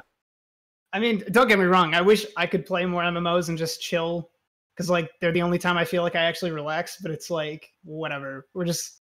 I mean, okay, I don't even know what I'm getting on right now. I will say the last number of videos we've done have all been patron polls, like not goals, just like I put a bunch of polls up. So we've been doing that since Chrono Trigger, I think. Nice. So like, you know, I don't even care. That's the thing. What amazes me about the show is that I don't even need to like have a particular interest. I'm just like, I'm going to do it because I need to, because I have to survive. Let's go. Hey, it makes sense, right? It makes sense. And I mean, name you a YouTuber with a bigger range. There probably are a couple, but I've covered so much stuff. You have. Man. You're all over the place. It's really interesting. Hell yeah. And it's interesting to see like what your takes are on things, what you end up liking and what you end up not liking. Thankfully, my brain broke, so it's like I can just say garbage all the time. Did you think you were gonna like Kingdom Hearts going into it? No, actually, I thought I was going to despise it viciously, and then I ended up liking it, and I don't know why. I enjoyed watching that turnaround. I'm not even a fan of Kingdom Hearts, but I enjoyed getting the sense that you thought you weren't going to like it, and then you played like almost like, I think you played like all the games, did a bunch of videos, and you could just see like it really warm your jaded heart as you go through all of it. And it was really fun to see that. I really enjoyed that. Thank you. By the time I got to like the second video, I was actually having fun. I will say the first video was like a literal nightmare to record because I know Kingdom Hearts 1 fans are an oppressed group and they really, really hate all the dogging they tend to get. But Kingdom Hearts 1 it hurt my thumb as bad as Ninja Gaiden 3, unironically. It was not terribly enjoyable. It was cute, but like I played Shannon Memories. To die because I did play that when I was younger, but it was so much randomness that it was like I'm literally losing hours on my recording and sucking up gigabytes, and I'm really angry about it. And that's a good reason to be upset. Yeah, and 2 was really hard to break into, but as soon as 2 clicked, it was like, okay, I kind of get this, and after that, it was great. Basically, mostly. 1 or 2 games after that stuck out a little bit, but whatever. Some people too come at me in the comments with like. Because I remember I praised Dream Drop Distance, and they're like, no, bro, Dream Drop is good or trash. And I'm like, I had fun. This is a fun game. Like, sorry. How dare you have fun? Yeah. How dare you? I know. Sometimes games are fun. I'm pretty honest when I don't like it, you know? What was that, Chair? I was gonna say, you know, people have different preferences. Like how I say I prefer 1 over 2. And that's fair. I totally respect it. I'm so amazed that so many different people exist, I guess. You know what I mean? People exist and they're different? Sorry, that sounds super like immature or like naive, but like I don't know. I love diversity of individual taste and opinions so much. It's super cool to me because like you get to see brains just working in strange ways. It's like cool. It's interesting because like the way I view like Kingdom Hearts is like I'm like this series is probably not for me because I don't like Disney. I don't like Disney art style. I don't like a lot of Disney IPs just because like some of them I kind of enjoy, but like I grew up with seeing so many of some of them that like I never want to see them again. And the art style doesn't click for me. So that kind of puts me off on it, turns me off to it. Even if they're like fun, even if they're great, it's like, yeah, I don't think that's for me, but I totally see the appeal and it looks like it's a fun time. But I feel that too. But then like, I look at like David Cage games and I'm like, these are garbage, they're trash, and if you like them, you need to reanalyze them. Please go read any book so you can understand what a good thing is. I was gonna say, yeah, I haven't touched on David Cage, but his writing is something else. It's bad. It's pretty freaking bad. And I feel like I would have to really work to say like a really nice thing about it. That's all. And I can do that. I did, you know, university is all about lying sometimes, at least in English. So, you know. But like, I wonder like what the difference is sometimes between like why I think something is trash and people shouldn't like it. Like what makes me think if you like this, you probably have bad taste compared to, oh, that's just not for me. I could totally, I have an idea about that actually, or more like a personal story, is the infamous Darksiders video and the Kingdom Hearts 1 video in comparison. I thought Darksiders was going to be really fun, and I thought Kingdom Hearts was going to suck. I played both, and Kingdom Hearts warmed me with what I thought was genuine human feeling. Like, it was so, like, open. I was like, dang, like, this radiates this harsh, sorry, not harsh, this really warm light, and I felt playing it the whole time. Darksiders, in comparison, felt so evil and like wrong, and like everything in the world sucks, and I'm gonna punch it. It felt juvenile, and it pissed me off the whole time. And I had to think about it for a long time, and I feel like that might be it for me, is like when the thing radiates awful vibes, which granted is not like a terrible, you know, terribly helpful metric, but it was there. I don't know. No, it makes sense to me. It makes sense. Granted, everyone I know loves Darksiders, so go play them, maybe. I think I bought it for $5 many years ago, like the first one, and then like played it for 30 minutes and was like, I guess it's like Zelda. Cause like so someone like described it like that, and I was like, oh, whatever. That's the best description. I kind of had that experience with The Witcher 1. Everyone's like, The Witcher 1 is great. Oh my god, I love it. I want to marry this video game. And then I played it for like 5 minutes and was like, this is how the controls feel. See you later, nerds. I've never played it, but I don't know. And then everyone was like, the sequels are really good. And I'm just like, they probably are. But you fuckers told me 1 was amazing and mind-blowing and was like oral sex in game form. So I don't know about you guys. Well, we'll see maybe. Right. But I'm sure like The Witcher 3 is as good as people say. I'm sure it is, but could be. People probably feel like that when I like what's the word? Flagellate Department Heaven, because like I just love those really weird, they have horrible like fonts, awful UIs, and yet I just love them to death and I can't explain it. You know? It's so weird. So I have a question for you, which is appropriate. I'm interviewing you. When are you doing a video series on Saga so I can respectively say that is understandably fair as you rip it to shreds? I don't know if I would rip it to shreds. That's the trouble. But I think I put it on my last patron poll, and like you might expect, alongside my other favorite things, it did tank. I am not surprised. Ys as well. That was what was weird, is people voted for stuff I didn't think they were going, like I didn't think Dark Cloud was that popular, but apparently it is. And Final Fantasy Tactics Advance I didn't think was popular, or FFT was popular, but it was, so here we are. You know. Oh, FFT is very beloved, I would say.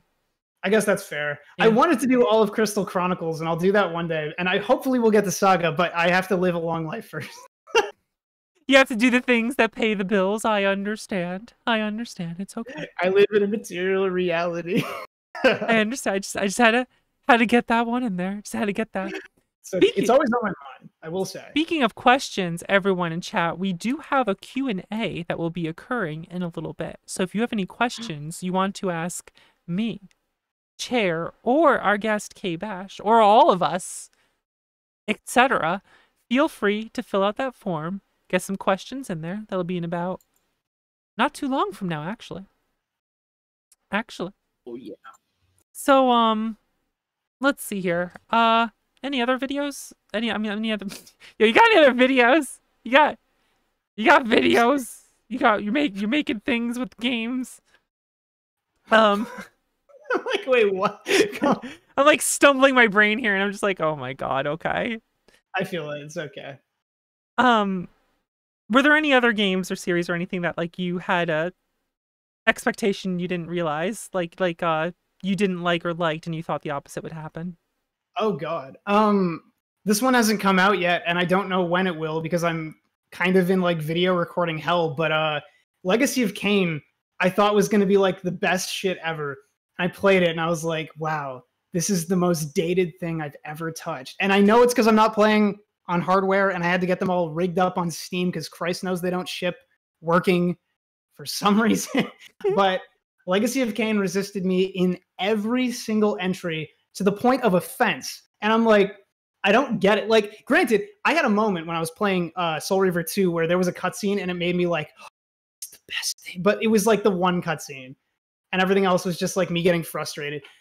Granted, that's why I'm like, I'm just going to stop production and come back like hopefully a year later or 6 months later and actually do it right and not piss people off by making a shitty like instant noodle opinion that sucks. Anyway, you know.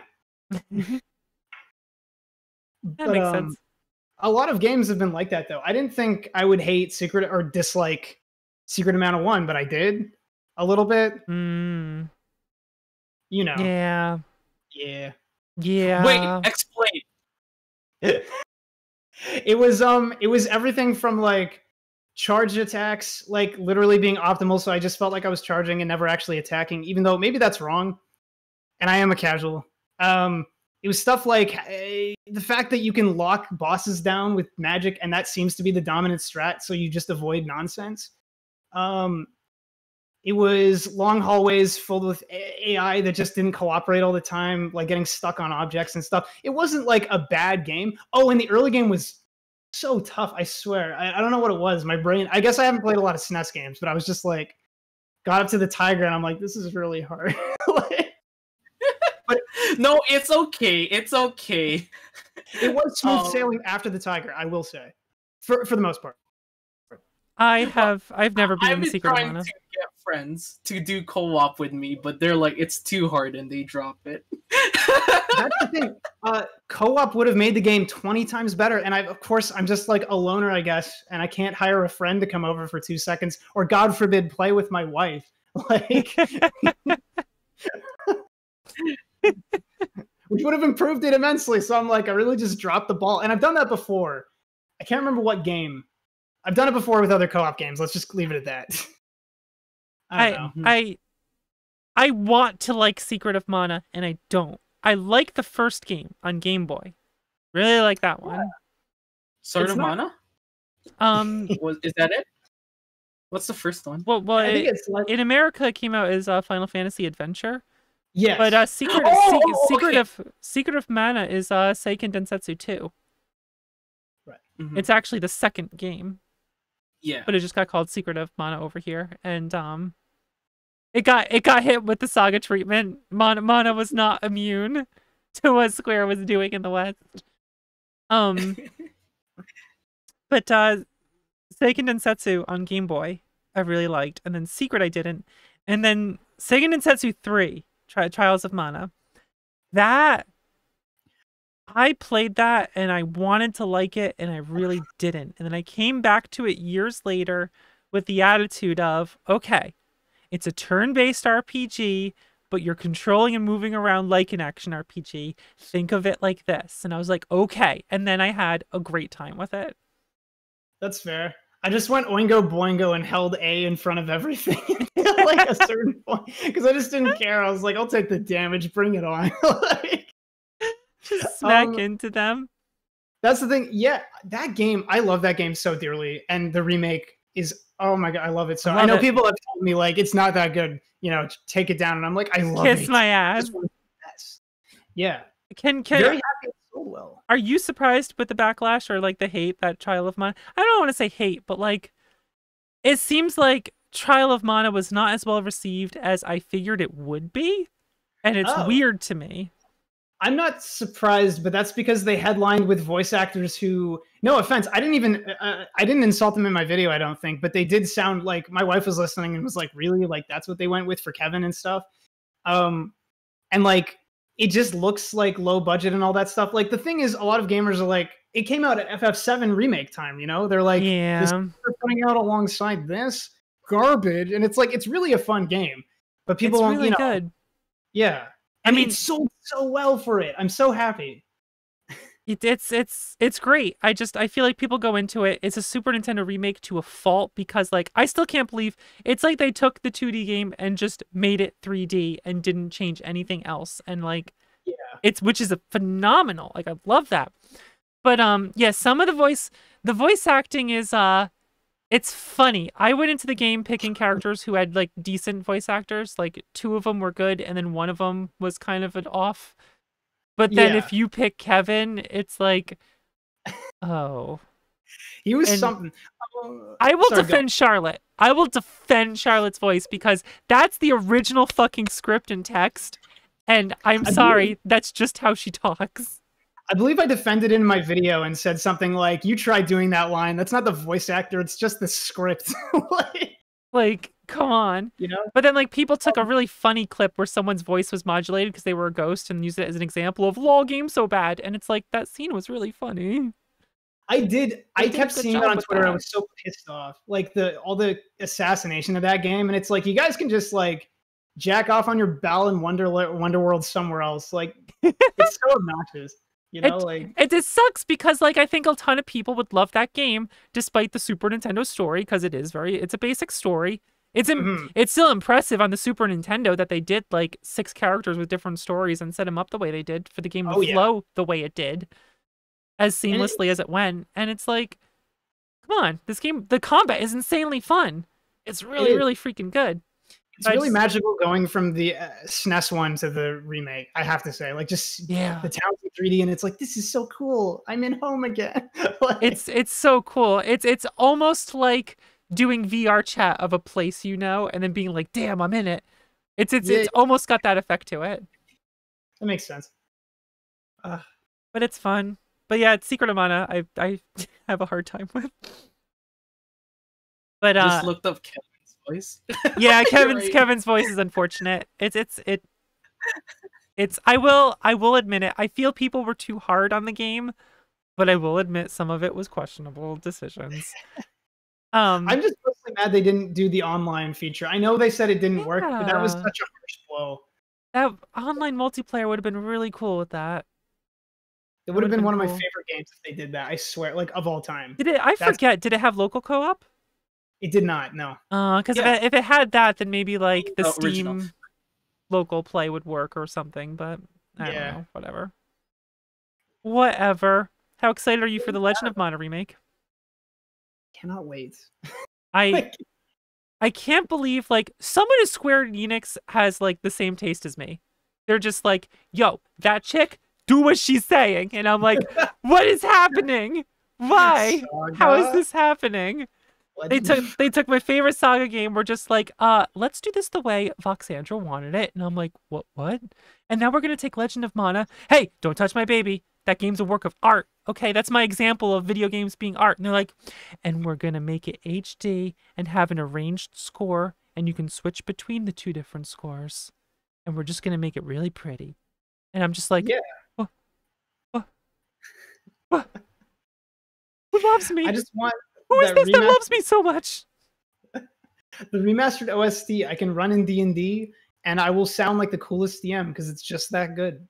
Yeah, that's what I'm saying. It's the best like OST in video games because like it sets the tone, it sets the surreal feeling of everything, the art style in combination with it. Like people are just like, the combat's too easy, and I'm like, you don't understand. The easy combat plays into the whole surrealness feeling and dreamlike of everything, because while you're still going through a struggle through the story, you're just kind of effortlessly cutting through everything because you're going through a dreamlike situation, and it's just fucking deep, okay? It's not that it's just easy. And the crafting system, just by removing a few things so that you can't see the full thing that's happening, makes it mystical and magical, where it just feels like you're using alchemy and magic to create these powerful things without fully understanding what's happening with it. I love this game. You love to see Legend of Mana Love on the timeline. Right? It's a good game. I still... Oh man, I can't believe the remaster is happening, and I can't wait for people to shit on it. Combo's too hard. Ooh, there's all these fancy combos and bonuses you do, but there's no point in doing them because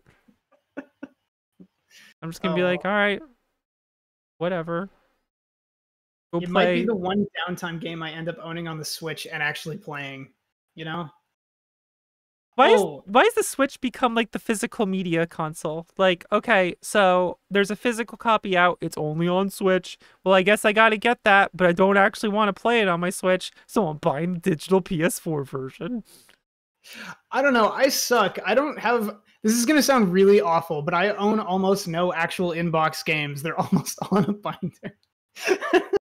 And I know gamers everywhere are like, are you kidding me? Whatever, man. I just like sitting in space. Like, I don't want a gamer shelf. I don't have a lot of space either, because like I want to move. I don't have enough room to do the stuff that I have. So I do a lot of digital stuff anyway, and I know the dangers of it, and it sucks. Yeah. I think physical media should always be available, but the convenience of also having digital is nice as well. It's just it shouldn't only be limited run games doing it, because that defeats the purpose of having the physical media by having it be so limited. You know, that's a whole can of worms. That's a whole can of worms, yeah, and things like that, etc. Yeah, physical is like, you know, more. It's more important to some people compared to others. That's true, for sure. But I think it's important to exist. To exist, yeah. Yeah, I think that's very important. Mm-hmm. So you sometimes have your wife do some skits with you. Sometimes does she play a lot of games herself, or get into some of this, or?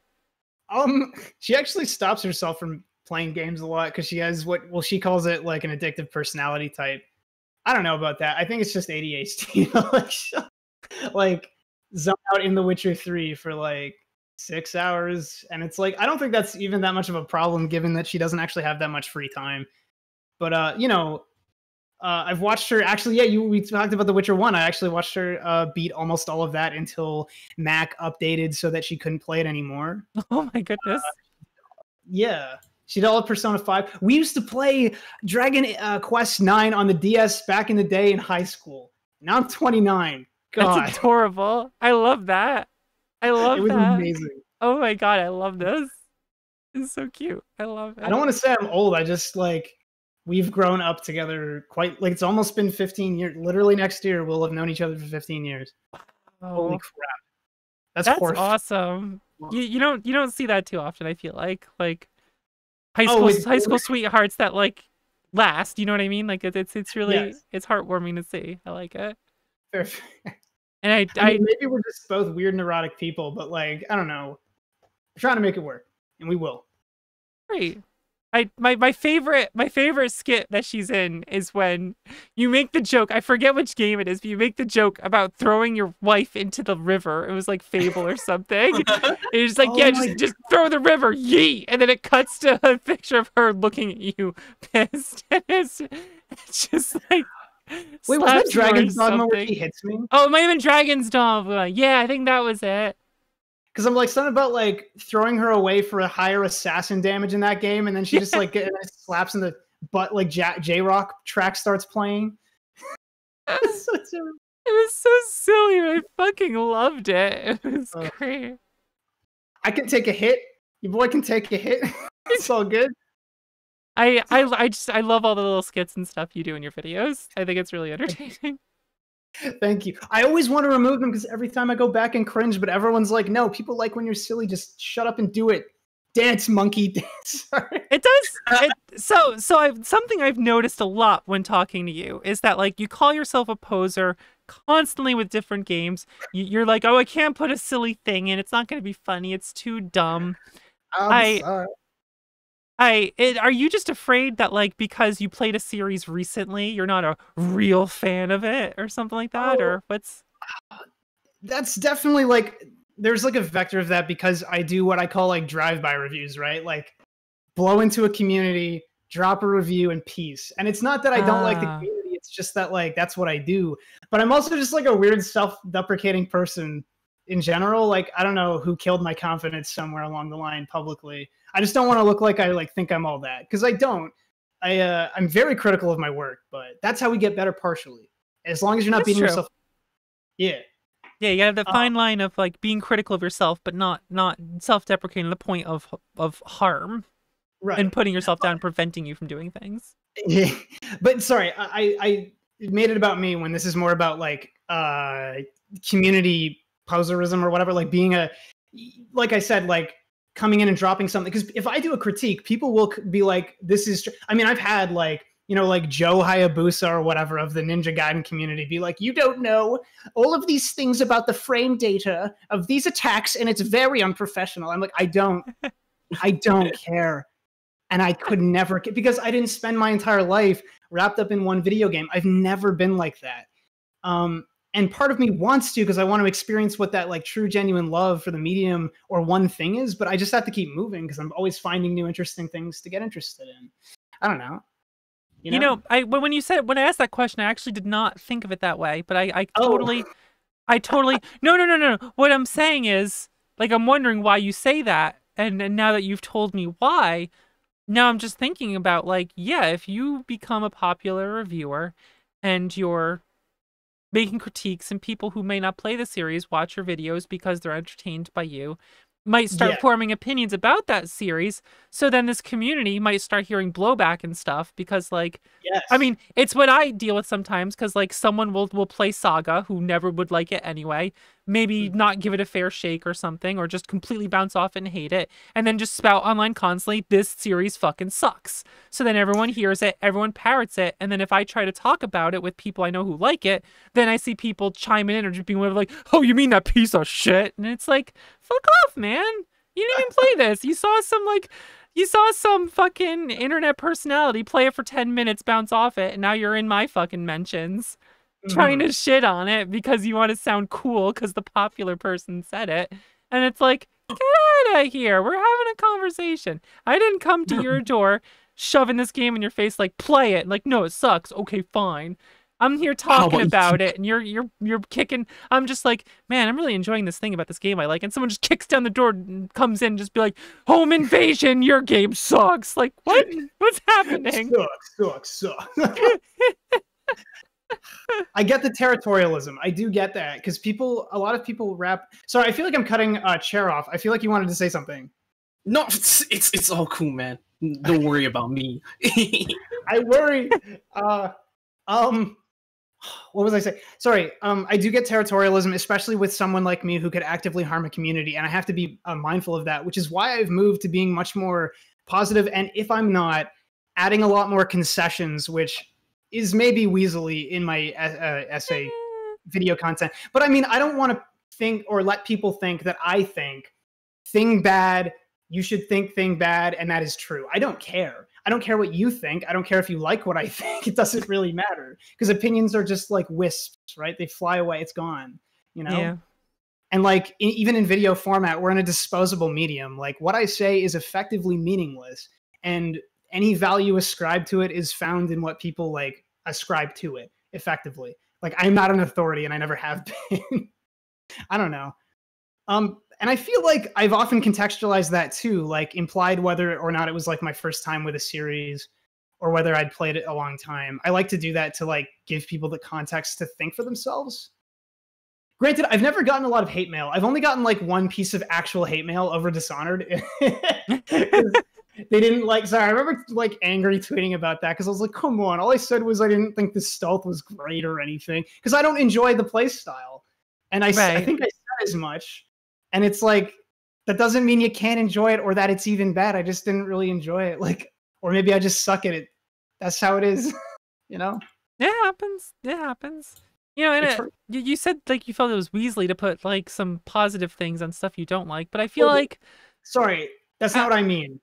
I mean to say the concessions part, where I'm like, I will make a statement and then I'll say, but it might not be that way, and some people have perceived that as Weasley, which it could, you know. Oh, see, that just seems like it feels like when something's bad, you want to explain your reasons why and your justifications for feeling that way. And I think by showing the positives of it, it shows that you tried and there are things you like, but like it's not enough to deal with the things that you think are bad to it, preventing your enjoyment for it. And I think that just helps show that you actually tried to, or actually look at it, and not just you're not just looking to dunk on a thing because epic gamer dunker. Right.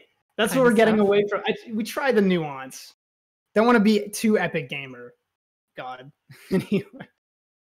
Epic gamer. God. Ugh. Epic gamer. God. What the? Ew. I don't want to be that. Disgusting. Absolutely disgusting. All right. Well, I feel that this has been a wonderful conversation. Is there anything coming up that you would like to plug? I'm like, I don't know.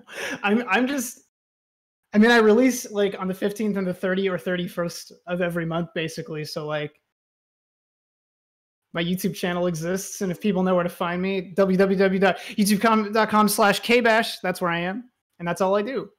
Very nice. Forever. Chair, type it in the chat. Type like the chat. Go, go, go. You're on this. Let's do this. Oh, actually, I want to talk about this before we wrap up here. I just realized. I'm just copying the link because I was looking at this channel anyway. I enjoyed the Drakengard and Nier videos. I'm scared. I enjoyed those. You did? Yeah, I did. Oh, sorry. I thought you were reading a comment. Okay. No. I wasn't reading a comment. No. I was just saying I enjoyed those. It was interesting seeing you try to play Drakengard. That was the hardest thing of my life. Dude, okay, I recorded all of that in like 2 weeks and I wanted to die. Like, because I had to rush it for my schedule is insane. I seriously work 12-hour days sometimes doing this because I need it to succeed. I need it. So like I will overwork like a demon. Granted, it's just playing video games, but sometimes video games suck. It's still effort and work you're putting into to get the footage and everything, and especially if you don't like it, then powering through. Yeah. I like those videos as a pair because they highlight both me being a jackass and me like, I am now going to do introspective material and you will listen to it. I feel like they are also the perfect foils to each other to do that, because Drakengard, I feel like, is a game you like in concept, but not in practice. Unfortunately, I will say 3 is kind of fun, but I want to play 3. I want to, but Nier was fun. Automata, holy, that game was fun. I was shocked. I guess I shouldn't be shocked. Everyone's like Game of the Year 2017, so yeah. Anyway, yeah, it was good, and yeah, I love Automata. I bawled my eyes out so many times when playing that game. It's way too good. Way too good. Gotta respect Taro. Healing tears in media are so necessary. Yes. People joke about depression, but crying is healing sometimes. It is. And I think Automata really did it well. It did a very good job of like breaking you down and then giving you hope. That ending, without spoiling it, that ending is one of the best endings in video games, and like just like the swelling. I can't even talk about. Oh man, just the emotions though. It's extremely earned, I feel, and that's what makes it so powerful and good. But let's before I send you off, I believe we have some Q&A from the audience. I believe we have some questions we need to answer. All right. Are you ready? Are you ready? I think we're ready. I think we're ready for the Q&A. All right. Because this is specifically for you, KBash. All right. This question says, "It's a beauty parlor on Twitter, KBash. Your door is terrifying because I'm worried it's going to get open and you're going to get shanked. Do you have any plans for Nier Replicant?" Oh, okay. So everyone's asking me about Replicant. Are you going to play Replicant? I want to play Replicant at this exact moment in time.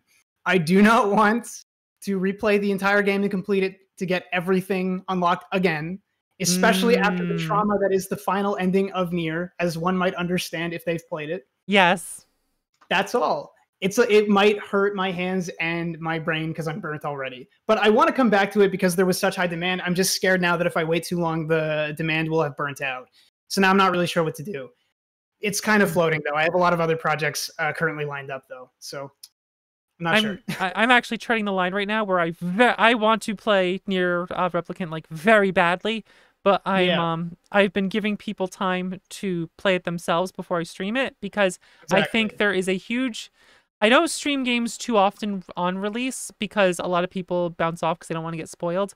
But I feel like especially with Nier Replicant, there's a huge overlap between regulars of my channel who want to play Nier unspoiled and regulars of my channel who want to watch me play Nier Replicant.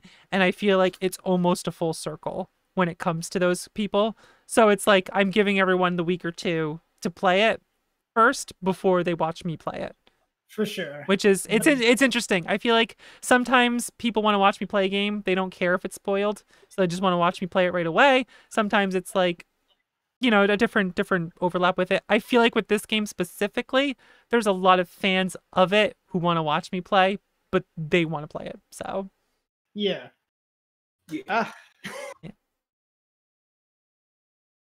do you got, Chair? All right, next one is essentially for all of us, and it's a very important question because someone wants to find out what is our favorite Gundam, and why isn't it the Nether Gundam from the 1994 Japanese anime Mobile Fighter G Gundam? Oh, I feel like I know who this is, but I don't know if it is.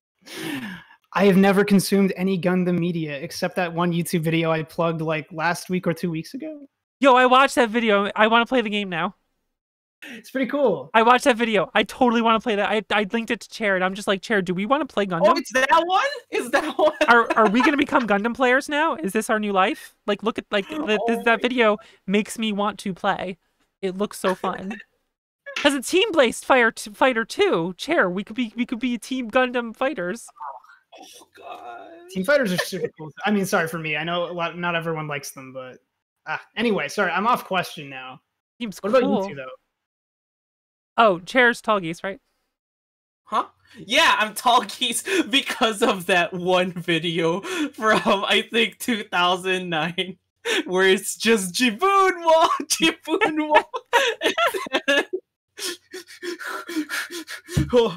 shoot it down, but Lieutenant Sax! And then he became my favorite because of that. Because the localizers sound like they, instead of Zex saying sex, so now Chair loved the character, and now Chair loves the Tall Geese. Yes. That's typically how these things happen with Chair. Well, my friend recently asked me, it's like, oh, I'm growing this sunflower. I think it's gonna be a big one. Want to name my plant for me? I said, yeah, name it Tall Geese. And she actually named it Tall Geese. So I think everyone now knows what my favorite Gundam is. Death Scythe? Of course, it's Death Scythe. Yeah. Duo Maxwell, baby. I love Death Scythe. The cool ass fucking Gundam. Got the scythe and everything. It's awesome.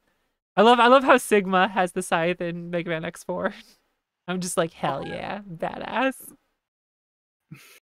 Goofy ass looking Sigma, but he's got a cool ass scythe. I love it. No, I never figured out how to dodge his a scythe move where he goes from one screen to the other until I was older. When I was younger, I just keep taking the damage. I'm like, oh yeah, that's unblockable. You just gotta get hit by that. I'm 8 years old. There's no other solution. Oh, no. Oh my goodness. Are there any other questions for us? Is there? I don't think so. Are we all set? I'm good. Yeah, I think that's it. Well, KBash has no questions. That works out. Okay. All right. I'm deeply incurious. YouTube reviewer, deeply incurious. Good job. Oh my goodness. God. Oh man. Well, I want to thank you so much for coming on the show. It has been fun talking to you and interviewing you. Absolutely. Everyone head to youtube.com/KBash. Give a little, I think it's subscribe on the YouTube is what you do. Subscribe. You follow on Twitch, you subscribe on YouTube. If you tell people to subscribe on Twitch, you're telling them to give you money, and that's a little rude. So, as much as I would love people to do so, and I highly encourage it, I'm not going to be like, make sure you give me money today. But, but on YouTube, it's subscribe to follow, so make sure you go do that. But thank you so much for coming on. And I'd love to have you on again sometime when the set's remodeled. Oh, sure. I would love to. Anyway. But thank you. Have a great night. And thanks for being on. Big thank. Yeah. Thank you all so much. Do I hit the button though? I'm actually really boomer about that. Don't do anything yet. We're just gonna hide you. Don't touch anything. We're gonna do our outro. It'll be fine. Okay. Don't worry about it. Okay, bye. We're pretending that you left now. Okay. Okay, there we go. Big thank. Well, Chair, I think that wraps things up for tonight. I believe we had a let's look over to see if anything was given to us by the chat. And it appears that Tofu Bliss during our show had gifted a sub to Chair G Tables. Gifted a sub to you. Congratulations on subscribing to my channel. I feel like it's a sin at this point. Wait. I've been subbing to you for a year now, and you have like almost like how long? What is this? What is this? That's what I was gonna say. I say I feel unfair. It's fine. No, I understand. I understand. It's okay. Not everyone can do it. It's not an expectation that people sub back. I totally get it. There are people I can't subscribe to because like I have a limit to how many people I can a month, so I've hit my limit, so I can't do too many more now. We're friends though. I want to help you. Shut up. I know. I'm teasing you. But it appears that we also just received 1,000 bits from Cyberpath. Cyberpath, thank you so much for the bit donation. I really appreciate it. Thank you so very much. Say thank you, Chair. Big thank. Chair, thanking you for giving me money. I appreciate it. Thank you so much. I believe that's all that we have here. Chair, do you have anything? We're gonna wrap up for tonight. Chair, do you have anything going on this week that everyone needs to know? Well, let's just say, if you go inside my apartment, it looks like something exploded. It's time for me to clean up this mess from the arcade cab. And put the Jollibee buckets back into their place. Are you telling our viewers to go in your apartment? What? I'm confused. No! I don't think you want that. Hey, Apple Gothic, thank you for the 100 bits. I appreciate it. Thank you so much. This week I'm playing a bunch of games. I think there's a bunch of games in one specific series I'm playing. 4 letters. Saga. And ends in and it's got the D. Unlimited. No, and ends in and it's got the D. Oh, Unlimited Match KOF 2002. Sure, Chair. That's exactly what I said. Yes. Thank you all for joining us for the Vox Off show. We will be seeing you next week, 8 p.m. Eastern, here, twitch.tv/Voxandra. Our guest, I believe, is, I didn't open the calendar. I'm pretty sure our guest next week is, Vote for Waifus will be on. Oh, I keep getting recommended to watch Vote for Waifus. You should watch her. She's entertaining. And she'll be on next week. We can talk about why you should be watching her. Hang tight, everyone. We're wrapping up the show, but there's more stream from me tonight of the normal variety. But for the Vox Off show, we're signing off for tonight. Thank you all, and have a great night. Say goodnight, Chair. Big thank. Good night. Go to sleep. No, don't go to sleep. Watch the rest of my stream. God damn it. We're getting out of here.